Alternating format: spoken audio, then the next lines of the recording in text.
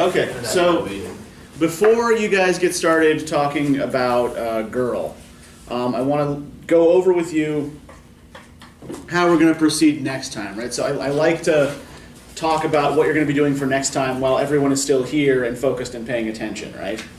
So if you could pass these sheets out. The Freudian Lacanian one is two-sided, right? So Freud is on one side, Lacan is on the other.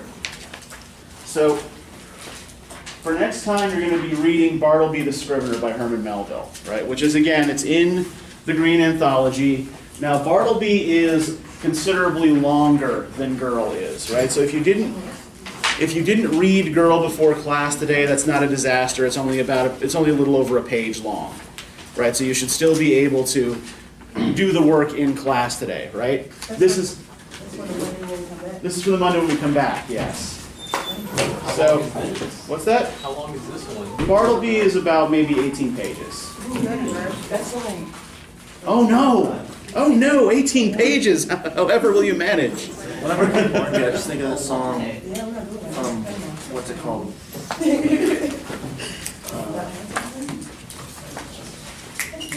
Read.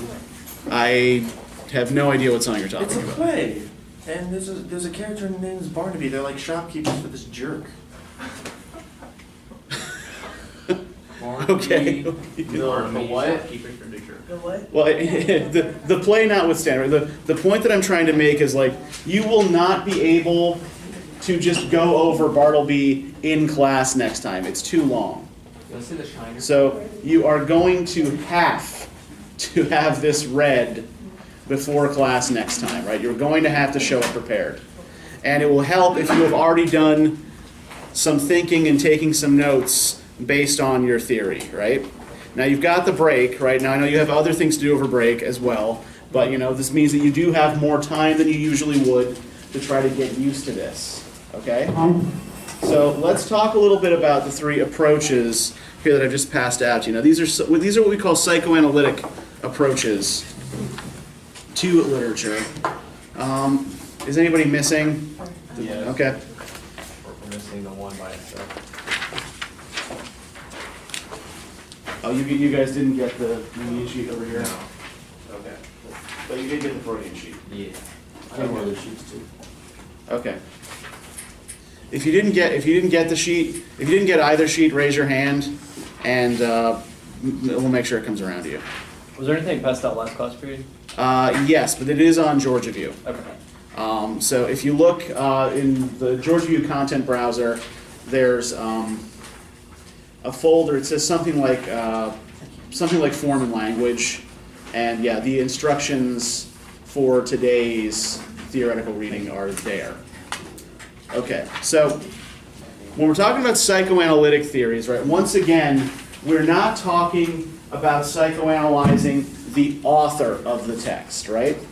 We're not talking about delving into the attitudes of the author of the text. What we are is trying to psychoanalyze the text itself, right? We're treating the text as something like a dream or a fantasy, right? In the Freudian sense. So this is the big important thing to remember, whichever of these theories you're assigned to, right? You are not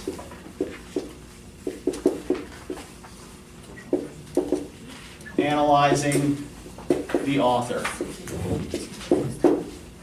Right. Here's the author. Exactly, yeah. Who gives a shit about the author, right? You are not, yes. The author is not on your couch while you sip coffee and ask leading questions about his or her mother, right? So we're going to start by talking a little bit about Freudian analysis, what it is, how it works, and how you can apply it to a text, right? Now, are any of you psych majors? No? Okay. I know who you Freud okay. is. Pardon? I know who Freud Okay. is. Yeah. But I'm not saying Yeah. Yeah. But I mean, I think most people have probably heard of Sigmund Freud, right? Father of modern psychology and all that sort of thing, right? And I'm also aware, by the way, that yes, many of his ideas have since been discredited. But I still want you to learn how to do this, right? This is still a way that some literary critics read, and it's just giving you another tool that you can use to try to break down a text. Okay, so Freud is really concerned with the division between our conscious mind, right, the self, and the attitudes that we're aware of, and our unconscious minds, right? The feelings, attitudes, desires that we repress, mostly because they're socially unacceptable, right? If people knew these things about us, they wouldn't like us. If people knew these things about us, we'd be ostracized or cast out, right? So we sort of shove them down into the unconscious. Now, Freud argues that the unconscious is still constantly bubbling up, right? You can't keep it repressed all the time. And usually when it bubbles up, it does so in the form of dreams, right? So dreams are essentially the imagined fulfillments of the wishes of our unconscious. However, if our unconscious gives these wishes to us straight, we won't be able to handle it because these are things we don't want to admit about ourselves either. So, our unconscious gives us these things in the form of symbols or in the form of narratives, right? So the things that we dream about often refer to other things, other desires in our waking lives that we can't that we can't express, but it doesn't express them exactly. Do you get me so far? Everybody with me? Okay. Right. So these wishes are often, but not always, sexual in nature. Right? They come into conflict with our own internal censor, and our internal censor filters them into something more acceptable, right? Something that we can put up with. So, Freud would argue that an artist or a writer operates by a very similar sort of process, right? That writing and painting, sculpture, all these things are a form of dreaming. But the artist has a greater than usual faculty for sublimating all of this repressed sexual energy. Does anybody know what it means to sublimate? To transform from a solid to a gas. In scientific terms, yes. Yes, in chemistry that is exactly what it means to sublimate. And in psychology it means something actually rather similar, right? You are redirecting your energies, right? You're transforming your energies. Like you're taking these unproductive energies, these repressed energies, and channeling them into some other pursuit, right? So the artist, for Freud, has a greater than normal ability to do this, to take these repressed desires and channel them into work. So, as the artist's fantasies, we see here in point 4, are reshaped into a work of art, the part of the work that is easily decipherable by the conscious mind, or the surface level meaning, we call the manifest content.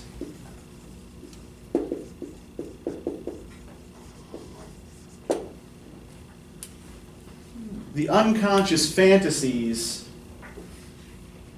that the manifest content disguises, we call the latent content. So if you're doing Freudian criticism, essentially what you are trying to do is pull out that latent content from underneath the surface level meaning of the story. Yes, Leighton? But we're still not going into the depths of why the author did it. No. Or why the author is like trying to repress it or show it. Yeah, you don't have the author in front of you to analyze, right? So you can't really... So this is like Pretty sure manifesting Freud's- his dream or his suppressed stuff. How are we not going to take them into account if this is why he's writing it, to get it out? Because what matters is the suppressed stuff, not the author himself, right? All you're interested in doing is getting this latent content and figuring out what this latent content is, right? You're not worried about what this says about Herman Melville, right? What you are worried about is what kinds of repressed fantasies or repressed desires lie underneath the surface level meaning of the text, right? And they may not necessarily even be Melville's desires, right? They may be the desires of a particular character in the narrative, right? Yeah, Alan. I feel like this would be a really good way to read a lot of Shakespeare's plays. Yeah, people have done this with Shakespeare. I mean, people have been doing the Freudian criticism for nearly a century, right? This is one thing that people have done. People have done it with Shakespeare. People have done it with Henrik Ibsen. People have done it with a lot of playwrights. But yeah, the method basically is to find the latent content.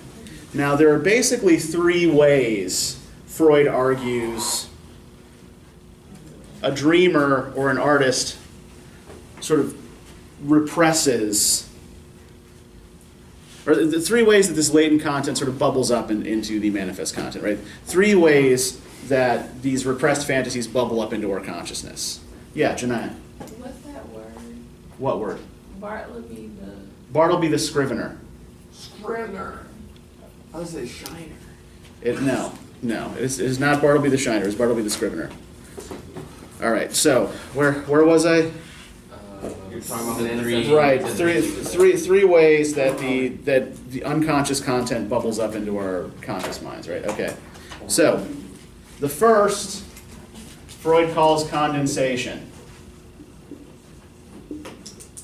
So this happens when we combine several different ideas or desires into a single entity, right? So there's one situation in a dream or a story, or one character in a dream or a story that encapsulates a whole bunch of different repressed ideas, right?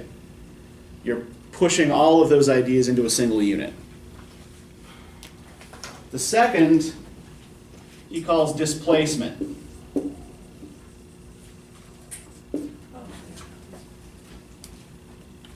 When I was a kid, I played probably more Dungeons and Dragons than was good for me. And there's a monster in the Dungeons and Dragons game. It's called the Displacer Beast. It basically it looks like a panther with a bunch of tentacles, but that's largely immaterial. The point of the Displacer Beast is that it projects an image of itself elsewhere. So when you attack it, you're always attacking the image and not the actual monster, right? What it really is, it keeps hidden by focusing your attention elsewhere. So it can come and sort of jump and pounce on your back while you're attacking the false image. Freudian displacement, pardon? I would have been really happy if you said Demogorgon. No, it's not. Demogorgon is that is a little much, right? It's a little bit more powerful than a piddling group of adventurers that wants to face. But, right, my own misspent youth notwithstanding, Freudian displacement works in more or less the same way, right? You have this repressed desire that's socially unacceptable, and you perform some sleight of hand to get people looking the other way. So look, I'm pretending this is actually something more respectable, right? I'm going to channel this into something more respectable, more acceptable. To give you an example, how many of you are familiar with the Edgar Allan Poe story, The Cask of Amontillado? Okay, that's at least a couple of you, right? So the basic plot of that story, right, is you've got this guy, Montresor, who for reasons unknown, right, he never bothers to explain this to us because he assumes we already know. He wants to lure his friend Fortunato down into the basement of his house and wall him up there, right? Ostensibly, right, the surface level idea here is that what he wants is revenge against Fortunato for some unnamed slight. But it seems interesting that he wants to keep Fortunato close to him, right, in his house for all time. So, yeah, behind a brick wall, yeah. So, the way a Freudian critic might read this is okay, the manifest content is a displacement here, right? That Montresor actually has sexual or romantic feelings for Fortunato that are displaced into violence, right? As something that is more socially acceptable for a man to express. Is everything supposed to be sexual? Not always, but it often is. For Freud. For it Freud, was. yeah. Yeah. So the manifest couldn't be, oh, he was just mad at him. It had to be, No, I think you're talking about the latent, right? So the latent content is always some kind of repressed, unacceptable, like socially unacceptable desire, right? So just being mad at somebody wouldn't be enough to be repressed into your unconscious. Does that make sense? And look, I'm just giving you one possible example, right, of how this kind of displacement would work, or how you might read a story in this fashion. Would like the murders at Rue Morgue be something like that? Because it makes you think the whole time, or shows like hysteria over a murder, and really it's nothing but like a... See, I think probably not, because that's still on the level of manifest content. That's still on the level of surface level plot, right? Now, if the murders of those monkey, the murders that monkey commits in that morgue are covering up some other kind of desire or some other kind of fantasy, then maybe, yeah. But we're not talking about like, hey, look the other way just in the plot, right? We're talking about the plot as a way to try to make you look the other way and not see what the character or text is really feeling, right? Everybody with me? It still makes sense? Okay, good. Now, the third thing that Freud says we do to turn latent content into manifest content is symbolism. Essentially, this is one-for-one correspondence between objects in our waking lives and objects in our objects in our dreams, right? That the objects in our dreams or in a text might represent certain specific fantasies or desires, right? Okay, so these are pretty much the things you are going to be looking for in Bartleby, right? You're going to be looking for condensation, displacement, and symbolism. You're going to be looking to pull this latent content, right? What sort of unacceptable desires are being covered up by the plot of the story, right? Everybody with me? Does that make sense? Okay, great. So those of you who are doing the Jungian reading, we don't know yet. I know. Okay. So just pay attention to all of them. Right? I wanted to sort all of you into your groups so that I could see who was working with who, so that you're not all working with the same people every time. Okay. Oh, so different people reading different articles of each group? No. You'll all be reading Bartleby, Okay. right? But I will also be posting example readings of Freud, Lacan, and Jung that you can use for reference, right? Okay. So Jung was initially a student of Freud's, but he believed that Freud was a little bit too hung up on people's personal sexual foibles and resolving the neuroses of particular individuals. So Jung focused his attention instead on larger groups, specifically kind of all of humanity. Right, so Jung's basic assumption is that all human cultures share a fund of images that he calls archetypes, right? That there are certain images, certain, tropes, recurring ideas that we all recognize regardless of our cultural backgrounds, right? So every culture, for example, has some notion of what a hero looks like that is broadly similar, right? Every notion has some notion of, mother or of a trickster figure, right? These recurring images across all cultures. Now, this fount of images, Jung calls the collective unconscious. Right? So these are examples of archetypes, and they reside for Jung in the collective unconscious. So a literary text is just an expression of these important archetypes. So the first task of the Jungian critic is to figure out which archetypes are expressed in a particular text and how these particular cultures are shaping the archetype to their own needs, right? So Jung believes that this actually does serve an important psychological purpose, right? That literature and art actually puts readers, writers, creators back into touch with these kinds of symbols of our shared humanity and our shared heritage, right? That it's about sort of reaching back to something primordial, something before cultures separated out and became divided, right? It's about sort of getting back to the roots of human thought.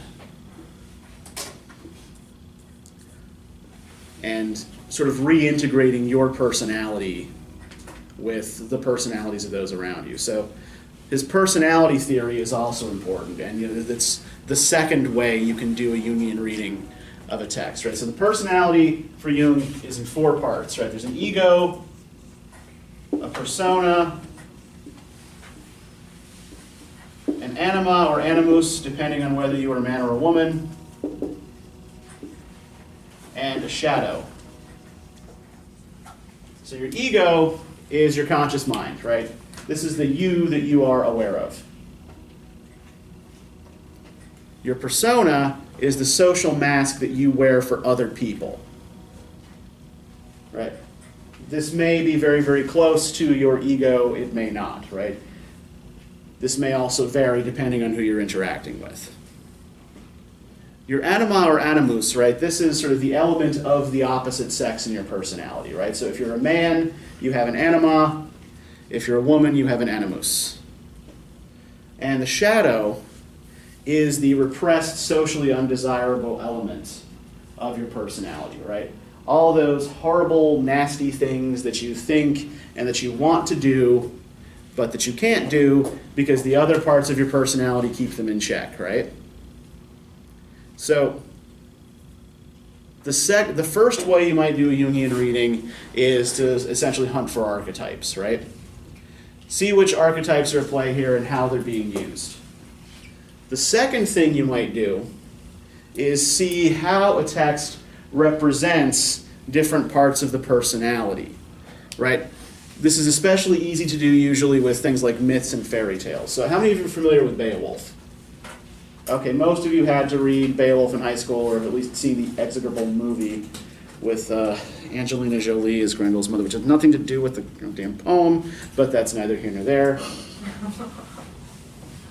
I'm sorry, I just have to get through the next 2 days without losing my shit or killing anyone. Same. And, All of us, bro. yeah. Really So, near the Beowulf's first great test in the poem is a battle against a monster called Grendel, right? And the thing that they both have in common is that they are both immensely strong, right? But Beowulf is fighting to save the Danes, right? He's fighting to save Hrothgar's people.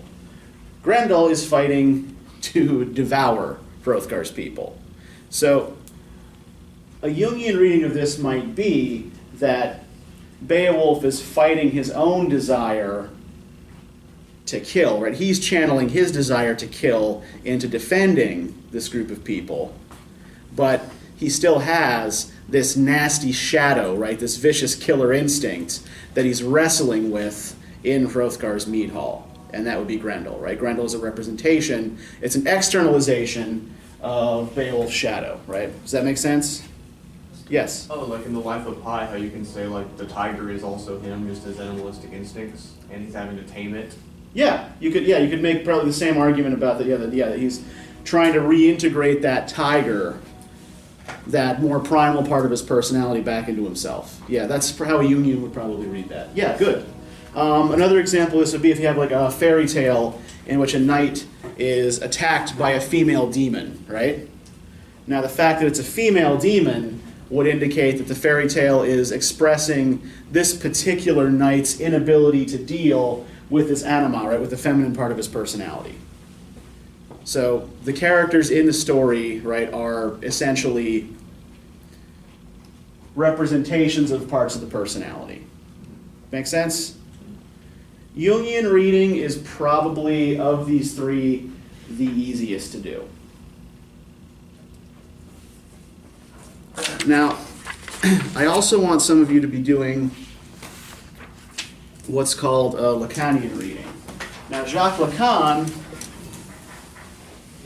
was heavily influenced by Freud, but was also influenced by structuralism.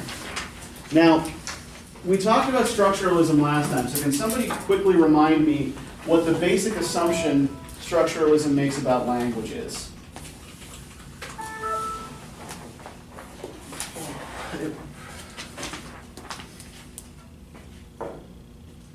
How does language work, according to a structuralist?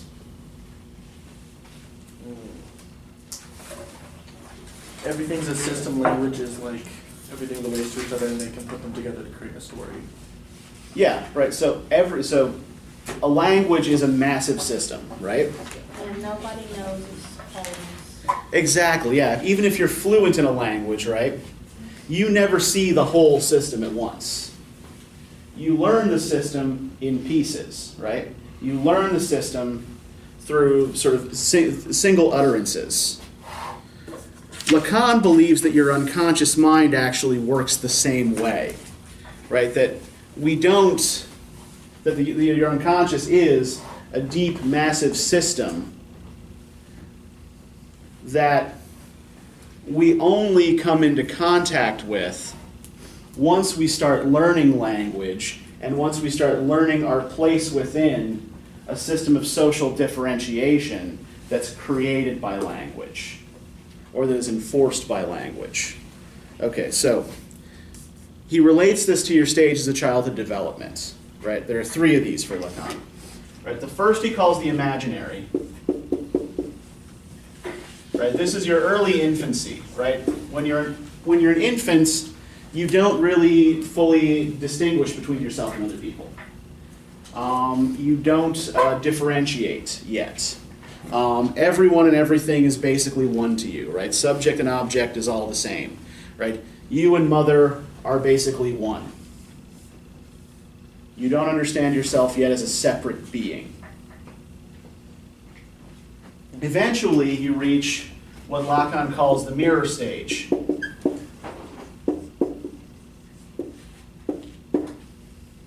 Through your interactions with other people while you're a baby, you come to realize, based on the way they treat you, that you are, in fact, a separate thing from them. That you are not one with everyone around you, that you are an individual, that you are different. You learn this basically through, basically reflected through other people, which is why it's called the mirror stage, right?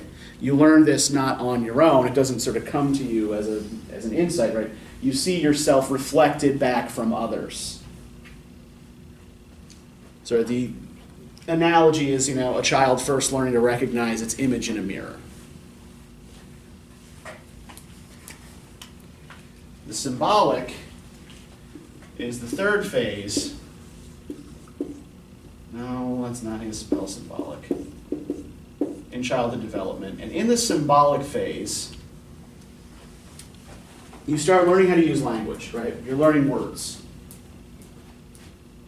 And the way you learn words is through other people pointing things out to you, or you pointing to things, and people telling you what those things are, right?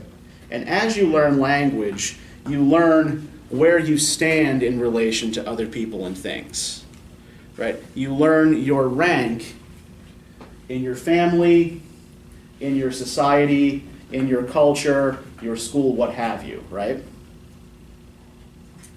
You learn where you stand in the general hierarchy of things, mostly through thinking in binary terms. Now, do we remember from last time what binary oppositions are? Yeah, they're like light, dark, good, evil. Things that are Yeah. described based on the other one. Exactly, yeah. They're pairs that are defined in terms of their opposite, right?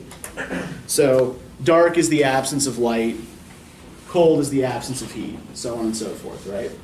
So you learn through these kinds of binary relationships where you stand. Parent-child, brother-sister, male-female, father-son, mother-daughter, that sort of thing, right? Now, Lacan argues that this order of things that you learn when you enter the symbolic phase is basically patriarchal. Right? He calls it the law of the father. And so if you're doing a Lacanian reading of a particular text, then you need to try to figure out where the authority rests, right? Where does the law of the father rest, right? What is the source of authority in this text, which is telling everybody else and everything else where it stands, where it belongs in the grand scheme of things. Okay, so anybody have any questions about any of these? Okay, so while you guys are working with girl, with the theory you were already assigned for today, I am going to organize you into these three groups, right? So by the time we leave, you'll know what you're doing for next time. But it's good for you to be aware of what what the other groups are doing anyway, right? For purposes of the research paper. The more tools you have in your box, the better. All right, so go ahead, take, what time is it? Okay, yeah, it's 10 o'clock now, great. So go ahead and take, say, 25 minutes with girl. Discuss amongst yourselves. If you have questions, I'm here to answer them, right? I will come around to each group and see how you're doing. But yeah, go ahead, go to it. It's on page